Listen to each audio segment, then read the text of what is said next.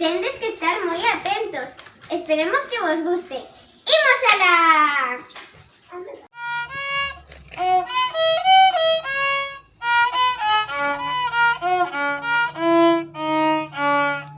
Comezou o día que chegou aquel misterioso paquete á oficina de correos.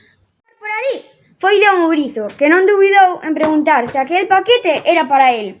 Ao que o carteiro respondeu Que sí, que non, que sí. Podería ser teu, mas non é para ti. Don Ourizo saíu moi anoxado da oficina. Instante irrompeu a toda velocidade a señora Mofeta moi alterada. Perdón, don Raposo. Supoño que ese paquete é un presente para min, verdade? Ao que o carteiro respondeu Que sí, que non, que sí. Podería ser teu, mas non é para ti. Tremendamente ofendida, a señora Mofeta saiu batendo a porta na mentres o pequeno colibrí entraba pola xanela. Señor Raposo, obviamente ese paquete será un presente para min. Dixo convencido. Mais este contestoulle Que sí, que non, que sí. Podería ser teu, mas non é para ti. Pero como pode ser? Se son o paxaro máis fermoso do bosque. gritou mentre saía indignado pola xanela. Saiu colocar o cartel de pechado na porta, atopou a dona Coruxa, a miralo fixamente. Moi boas, don Raposo. Ese paquete que chegou esta mañá é para min. Dígame que sí, por favor. Ao que don Raposo lle respondeu Que sí, que non, que sí. Podería ser teu, mas non é para ti. Dona Coruxa quedou muda de impresión. Todos os animais se reuniron moi revolucionados no medio do monte tentando atopar unha explicación. Logo, se non é de ninguén de nós, de quen é ese paquete? Preguntouse don Ourizo. Non o entendo. Non hai ninguén maior que nós para recibir ese agasallo. Laiábase facéndose o colibrí. Ai, e se seguimos con a carteiro para ver onde a leva? Suxeriu dona Mofeta. É unha idea genial! Gritaron todos a vez. Desde moi cedo, todos os animais agardaron agochados a que don Raposo saíse repartir o correo. E cando saí da oficina, todos o seguiron.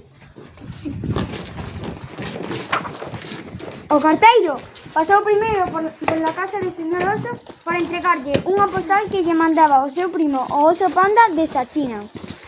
Despois levou dúas cartas con cheiro a cenorias para o coello branco. Deixou varios convites de aniversario na colmea das abellas. E un telegrama a dona Esquillo, que se puxo a dar saltos de alegría cando se enterou de que ia ser a boa. A expectación entre os animais era cada vez maior, porque a don Raposo non lle quedaba máis que entregar aquel extraño paquete.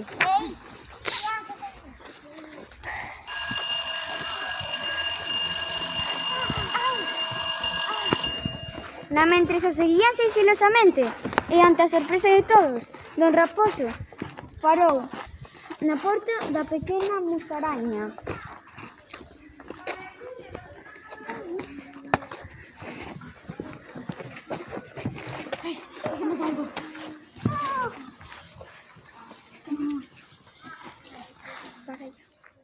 Mentres os seguían sigilosamente e ante a sorpresa de todos, don Raposo parou na porta da pequena musaraña. Que me parta un rayo, se é verdade, Dixo dona Coruxa. pero como é posible? Fungou don Ourizo. A musaraña, pero se non sei que era fermosa como a min.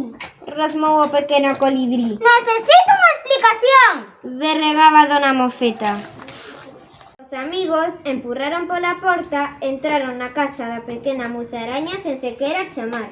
Xusto no momento no que don Raposo lle estaba a entregar o misterioso paquete. Un momento. momento! Estás segura de que iso te un musaraña? Aturrou don Ourizo. Non pode ser para ti. Acaso tes algún amigo? Espetoulle dona Mofeta. Veña, contanos o que hai aí dentro dese paquete, a ver se é realmente para ti. Engadiu o colibrí. Outra vez. Nese momento, a pequena musaraña abriu o paquete e foi sacando con acolgo os diferentes obxetos que había dentro, mentre repetía sen parar. Que sí, que non, que sí, podería ser meu, mais non é para min, porque é para ti. E cando a musaraña rematou de sacar un por un todos os obxetos que contiñan aquela misteriosa caixa, a habitación ficou en silencio. Despois de descubrir para quen era realmente o contido daquel paquete, todos os animais volveron para as súas casas con cada en seu agasallo, en silencio e totalmente avergoñados. Tanto que non pegaron un ollo en toda a noite.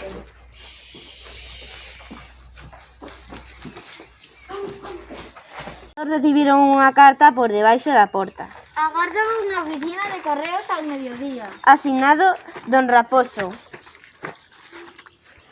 Unha vez alí, os animais estiveron reunidos durante varias horas debatendo como podían emendar o seu tremendo erro e agradecerlle á pequena musaraña o detalle que tivera con cada un deles. Ata que alguén dixo: "Creo que teño a solución!" Conta, conta! Gritaron todos os demais. A mesma tarde, todos os animais volveron á casa da pequena musaraña, con outra caixa envolta nun precioso papel que eles mesmos decoraran. Cando abriu a porta, ficou extrañado velos ali plantados. Déixanos pasar, temos algo para ti! Cando a pequena musaraña abriu a caixa e sacou aquel obxeto, non entendeu moi ben por que lle facían aquel presente.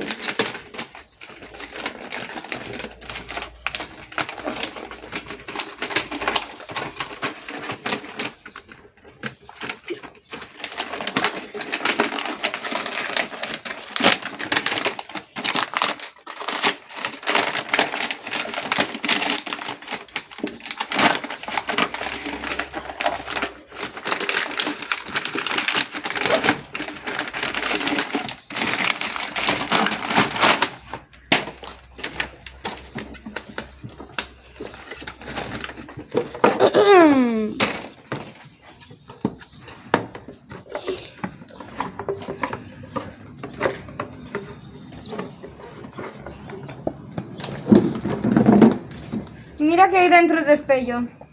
Dixo Don Raposo. É algo moi valioso, sen dúbida. Dixo yo pequeno colibrí. Sí, algo moi importante para nós. Algo fermoso que non percibimos que tiñamos ao noso carón. Concluiu Dona Mofeta. E ao poñerse diante do espello, a pequena musaraña viu a súa imaxe reflectida nel. E foi entón cando se sentiu enormemente afortunada porque era a primeira vez na súa vida que se vía realmente preciosa e comprobou o valioso que é ser importante para alguén. Este conto é